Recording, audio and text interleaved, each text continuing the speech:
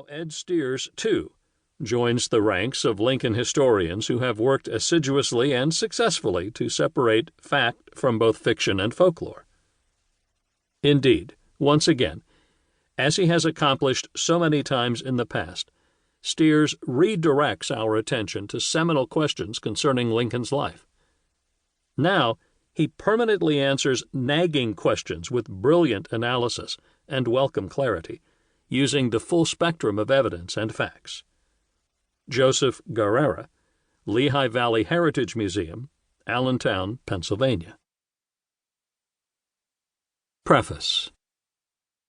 Abraham Lincoln is one of those individuals whose person is so large that he has become surrounded by myth that often replaces reality. It seems everyone wants to pin their tail on Abraham Lincoln's donkey. Some have espoused the theory that Lincoln was gay.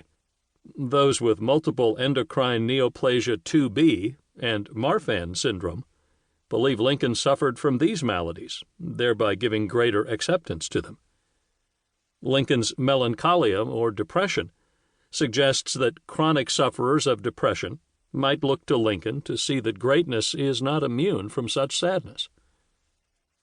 It is all right to be gay, to suffer a serious cancer, or to be depressed. But Lincoln also suffered from constipation, insomnia, and occasional fits of anger. In the end, Lincoln could be all things to all people. To those attracted by the lure of revisionism, Lincoln was a racist. Even those who believe in Lincoln's greatness believe he preferred colonization to citizenship for blacks. To others, he was a stone-cold racist. He moved too slowly on emancipation, hated his father, and his marriage was made in hell. Had Lincoln not been assassinated, he would have died in office from his life-threatening diseases. It is a fact that Lincoln scholars are divided in their written descriptions of Lincoln as a child, a young man, and a president. They sometimes quarrel over his relationship with his father, his wife, and even his alleged lover. They differ over his assassination. He was killed under orders from the Pope, his own Secretary of War, Jefferson Davis, or all three. Sources are the determining factor in biographical history. Historians rely on primary documents, letters, diaries, recorded speeches, and first-hand accounts. Secondarily, they rely on the testimony and reminiscences of people who have some connection with their subject.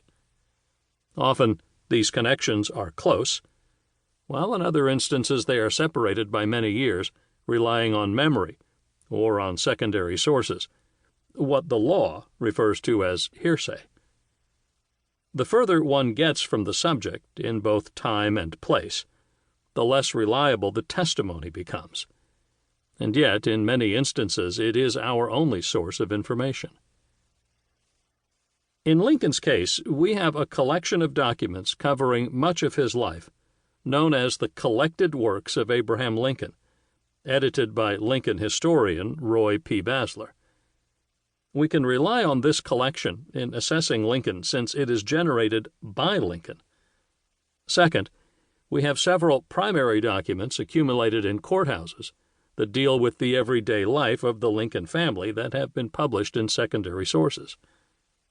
Third, we have an excellent study titled Recollected Words of Abraham Lincoln, edited and evaluated as to both accuracy and reliability by two respected historians, Don E. Fehrenbacher and his wife, Virginia Fehrenbacher. Fourth, and perhaps most heavily relied on for understanding the intimate aspects of Lincoln, are the reminiscences of individuals who bear a range of relationships to the subject, from intimate to casual. This latter source is the work of Douglas L. Wilson and Rodney O. Davis, known as Herndon's Informants. This work, however, is fraught with danger, and historians need to tread carefully when relying on it for source material. As Lincoln scholar James G. Randall reminds us, it is a collection of reminiscences based on dim and misty memory.